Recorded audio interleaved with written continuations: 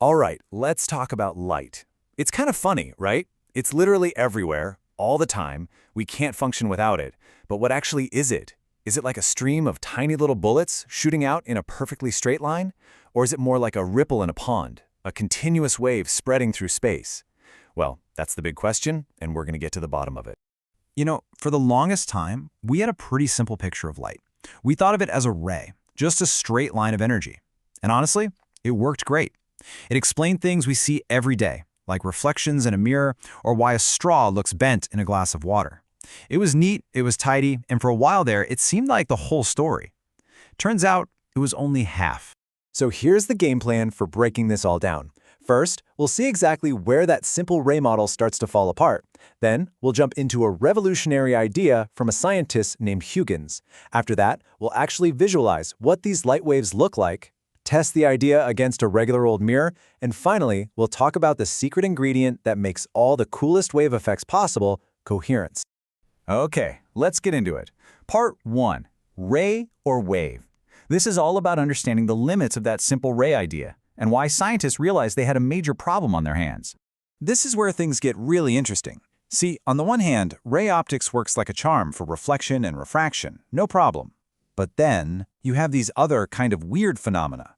Things like interference, where you can actually have two beams of light cancel each other out into darkness. Or diffraction, where light seems to bend around corners. If light was just a tiny particle, stuff like the famous Young double-slit experiment made absolutely zero sense. The ray model had hit a brick wall. So that's the million-dollar question, isn't it? If the old rules are broken, what are the new ones? Answering that meant we had to learn to see light in a completely new way. And that question leads us right to our next section, and to the guy who totally changed the game, Christian Huygens. He was a Dutch scientist who came up with this brilliant new way of thinking about how light moves. Okay, I know. That sounds super academic and a little dense. But trust me, the idea behind all that jargon is actually beautiful and surprisingly simple. The key is this. Every single point on a wave of light acts like its own tiny, new light source, creating its own little wave. And this is the perfect way to picture it. Seriously, just imagine dropping a pebble into a calm pond. That first ripple that spreads out, well, Huygens said that every single point along that ripple instantly becomes a source for a new, tiny ripple. The next big ripple you see is really just the smooth, combined edge of all those tiny secondary ones. And that, he said, is how light travels. So let's run with that idea. If light is a wave spreading out like that, what does it actually look like? This is where we need to understand the concept of a wavefront.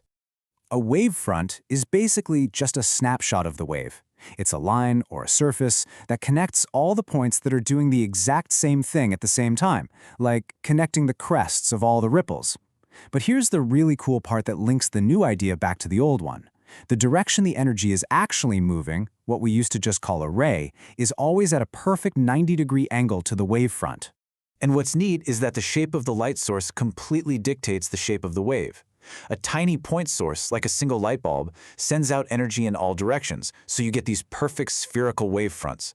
But a line source, like a fluorescent tube light, it creates wavefronts that are shaped like expanding cylinders. So, what about those perfectly straight, flat wavefronts you always see in diagrams? Well, a plane wavefront is just what happens when the source is super far away. Think about the sun. It's creating gigantic spherical waves, but by the time they travel millions of miles to reach us, the tiny little piece of that curve we see looks almost perfectly flat.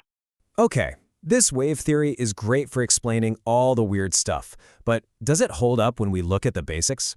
Can it explain something as simple as a mirror? Let's put it to the test. Well, let's start with the easy one.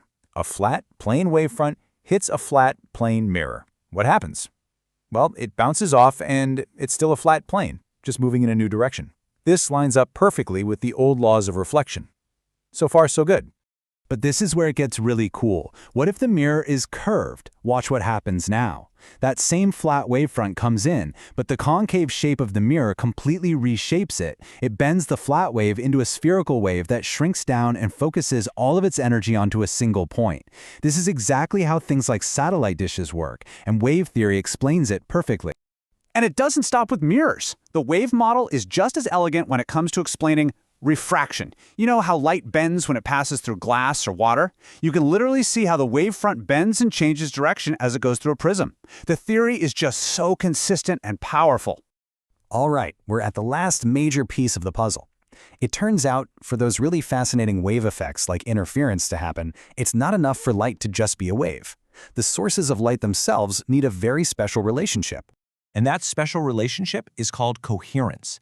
It basically means two things. One, the light waves have to have the exact same frequency, which means they're the same color, and two, their waves have to be perfectly in step with each other, or at least have a relationship that doesn't change over time. They have to be in sync. And this visual shows you exactly why that's so important. When two coherent waves meet, because they're in sync, they can add up or cancel out in a stable, predictable pattern. That's interference. But if the sources are incoherent, different frequencies, totally out of sync, their waves just create a jumbled mess. You don't get a stable pattern. Coherence is the secret ingredient. So, when you put it all together, what's the big takeaway? Well, by changing how we look at light from a simple ray to a spreading wavefront, Huygens' principle revealed the other face of light. It showed us its wave nature, and that unlocked a much deeper, more complete understanding of how it really behaves. And the real beauty of this whole idea is that the new theory didn't just toss the old one in the trash. It actually included it. The wave model can explain everything the ray model could, and then so much more. It created a bigger, more unified picture of light. Which leaves us with one final mind-bending question. We've seen light act like a particle-like ray, and now we've seen it act like a continuous wave. But what happens when some experiments show light behaving in ways that don't fit either of those descriptions? Well, that's where physics gets really weird, and it's a story for another time.